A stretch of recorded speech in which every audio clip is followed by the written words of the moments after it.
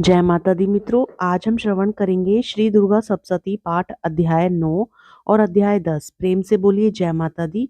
Comment में लिख दीजिए जय माता दी और साथ ही चैनल को सब्सक्राइब भी कीजिए। माता रानी आपकी हर मनोकामना को पूर्ण करे। आगे की कथा में राजा ने कहा, हे ऋषिराज, आपने रक्त बीज के वध से संबंध रखने वाला वृतांत मुझे सुनाया। अब मैं रक्त बीज के मरने के पश्चात क्रोध में भरे हुए शुंभ व निशुंभ ने जो कर्म किया वह सुनना चाहता हूँ। महर्षि मेधा ने कहा, रक्त बीज के मारे जाने पर शुंभ और निशुंभ को बड़ा क्रोध आया और अपनी बहुत बड़ी सेना का इस प्रकार सर्वनाश होते देखकर निशुंभ देवी पर आक्रमण करने के लिए दौड़ा। उसके साथ बहुत से बड़े बड़े असुर देवी को मारने के लिए दौड़े और महापराक्रमी शुंभ अपनी सेना सहित चंडिका को मारने के लिए बढ़ा। फिर शुंभ और निशुंभ का देवी से घोर युद्ध होने लगा और वह दोनों असुर इस प्रकार देवी पर बाण फेंकने लगे जैसे मेघों से वर्षा हो रही हो। उन दोनों के चलाए हुए बाणों को देवी ने अपने बाणों से काट डाला और अपने शस्त्रों की वर्षा से उन दोनों दैत्यों को चोट पहुंचाई।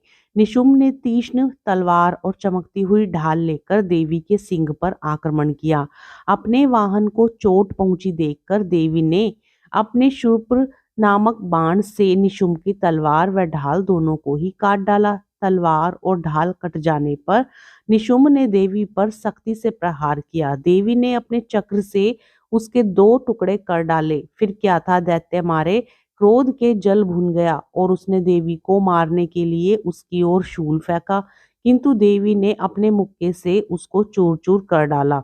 फिर उसने देवी पर गदा से प्रहार किया। देवी ने त्रिशूल से गदा को भस्म कर डाला। इसके पश्चात वह फरसा हाथ में लेकर देवी की ओर लपका। देवी ने अपनी तीखे बाणों से उसे धरती पर सुला दिया। अपने पराक्रमी भाई निशुंभ के इस प्रकार से मरने पर शुंभ क्रोध में भरकर देवी को मारने के लिए दौड़ा। वह रथ में बैठा हुआ उत्तम आयुधों से सुशोभित अपनी 8 बड़ी बड़ी भुजाओं से सारे आकाश को ढके हुए था। शुंभ को आता देखकर देवी ने अपना शंख बजाया और धनुष की टंकोर का भी अत्यंत दुस्सह शब्द किया। साथ ही अपने घंटे के शब्द से, जो कि संपूर्ण दैत्य सेना के तेज को नष्ट करने वाला था, संपूर्ण दिशाओं में व्याप्त कर दिया। इसके पश्चात देवी के सिंह ने भी अपनी दहाड़ से, जिसे सुन बड़े बड़े बलवानों का मत चूर चूर हो जाता था, आकाश, पृथ्वी और 10 दिशाओं को पूरित कर दिया। फिर आकाश में उछलकर काली ने अपने दांतों तथा हाथों को पृथ्वी पर पटका। ऐसा करने से ऐसा शब्द हुआ जिससे कि उससे पहले के सारे शब्द शांत हो गए।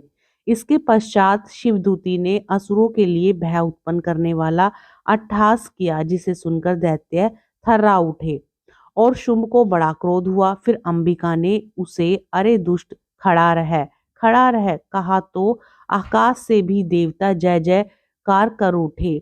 शुंभ ने वहां आकर ज्वालाओं से युक्त एक अत्यंत भयंकर शक्ति छोड़ी, जिसे आते देखकर देवी ने अपनी मोहल्का नामक शक्ति से काट डाला। हे राजन, फिर शुंभ के सिंहनाद से तीनों लोक व्याप्त हो गए और उसकी प्रतिध्वनि से ऐसा घोर शब्द हुआ जिसने इससे पहले के सब शब्दों को जीत लिया।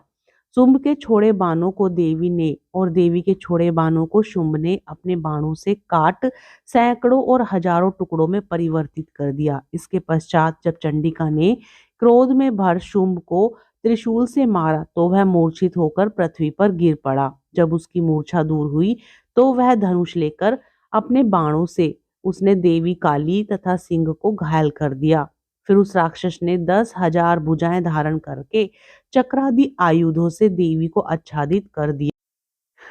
तब भगवती दुर्गा ने कुपित होकर अपने बाणों से उन चक्रों तथा बाणों को काट डाला और यह देखकर निशुंभ हाथ में गदा लेकर चंडिका को मारने के लिए दौड़ा। उसके आते ही देवी ने तीक्ष्ण धार वाले खड़ग से उसकी गदा को काट डाला। फिर उसने त्रिशूल हाथ में ले लिया। देवताओं को दुखी करने वाले निशुंभ त्रिशूल हाथ में लिए हुए आता देखकर चंडी ने अपने शूल से उसकी छाती पर प्रहार किया और उसकी छाती को चीर डाला। शूल विदीर्ण हो जाने पर उसकी छाती में से एक उस जैसा ही महापराक्रमी दैत्य ठहर जा कहता हुआ निकला। उसको देखकर देवी ने बड़े जोर से ठहाका लगाया। अभी वह निकल भी ना पाया था कि उसका सिर अपनी तलवार से काट डाला। सिर के काटने के साथ ही वह पृथ्वी पर गिर पड़ा। तदंतर सिंह दहाड़ दहाड़ कर असुरों का भक्षण करने लगा और काली शिवदूती भी राक्षसों को रक्त पीने लगी। कौमारी की शक्ति से कितने ही महादैत्य नष्ट हो गए।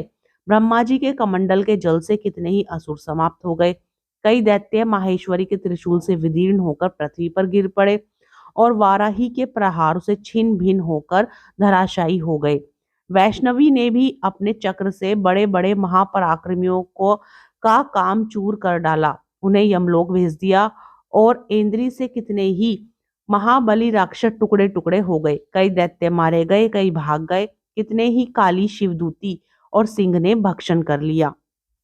10वें अध्याय में महर्षि मेधा ने कहा, हे राजन, अपने प्यारे भाई को मरा हुआ तथा सेना को नष्ट हुए देखकर क्रोध में भरकर दैत्यराज शुंभ कहने लगा, दुष्ट दुर्गे, तू अहंकार से गर्व मत कर, क्योंकि तू दूसरों के बल पर लड़ रही है। देवी ने कहा, हे दुष्ट, देख, मैं तो अकेली ही हूँ। इस संसार में मैं मेरे सिवा दूसरा कौन है? यह सब मेरी शक्तियां हैं। देख, यह सब की सब मुझ में प्रविष्ट हो रही हैं। इसके पश्चात ब्रह्माणी आदि सब देवियां उस देवी के शरीर में लीन हो गई और देवी अकेली ही रह गई।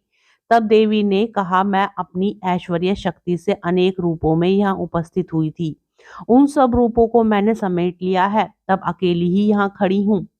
तुम भी यहीं ठहरो। महर्षि मेधा ने कहा। तब देवताओं तथा राक्षसों के देखते देखते देवी तथा शुंभ में भयंकर युद्ध होने लगा। अंबिका देवी ने सैकड़ों अस्त्र शस्त्र छोड़े। उधर दैत्यराज ने भी भयंकर अस्त्रों का प्रहार आरंभ कर दिया। देवी के छोड़े हुए सैकड़ों अस्त्रों को दैत्यों ने अपने शस्त्रों द्वारा काट डाला। इसी प्रकार शुंभ ने जो अस्त्र छोड़े उनको देवी ने अपनी भयंकर हुंकार के द्वारा ही काट डाला। दैत्य ने जब सैकड़ों बाण छोड़कर देवी को ढक दिया तो क्रोध में भरकर देवी ने अपने बाणों से उसका धनुष नष्ट कर डाला। धनुष नष्ट हो जाने पर, धनुष के कट जाने पर दैत्येंद्र ने शक्ति चलाई, लेकिन देवी ने उसे भी काट कर फेंक दिया। फिर दैत्येंद्र चमकती हुई ढाल लेकर देवी की ओर दौड़ा, किंतु जब वह देवी के सम्मुख पहुंचा तो देवी ने अपने तीक्ष्ण बाणों से उसकी चमकने वाली ढाल को भी काट डाला।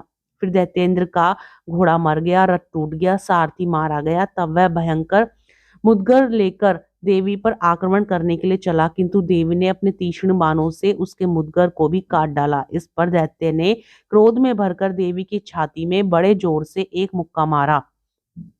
दैत्य ने जब देवी का मुक्का मारा तो देवी ने भी उसकी छाती में जोर से एक थप्पड़ मारा।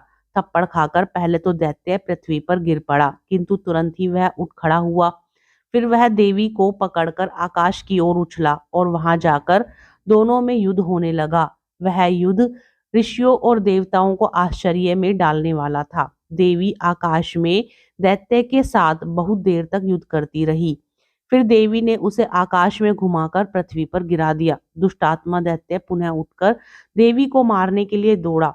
तब उसको अपनी ओर आता हुआ देखकर देवी ने उसकी छाती विदीर्ण करके उसको पृथ्वी पर पटक दिया। देवी के त्रिशूल से घायल होने पर उस दैत्य के प्राण पखेरु उड़ गए और उसके मरने पर समुद्र, द्वीप, पर्वत और पृथ्वी सब कांपने लग गए। तदंतर उस दुष्टात्मा के मरने से संपूर्ण जगत प्रसन्न व स्वस्थ हो गया तथा आकाश निर्मल हो गया। पहले जो उत्पात सूचक मेघ और उल्कापात होते थे वे सब शांत हो गए। उसके मारे जाने पर नदियां अपने ठीक मार्ग से बहने लगी। संपूर्ण देवताओं का हृदय हर्ष से भर गया और गंधर्वियां सुंदर गान गाने लगी।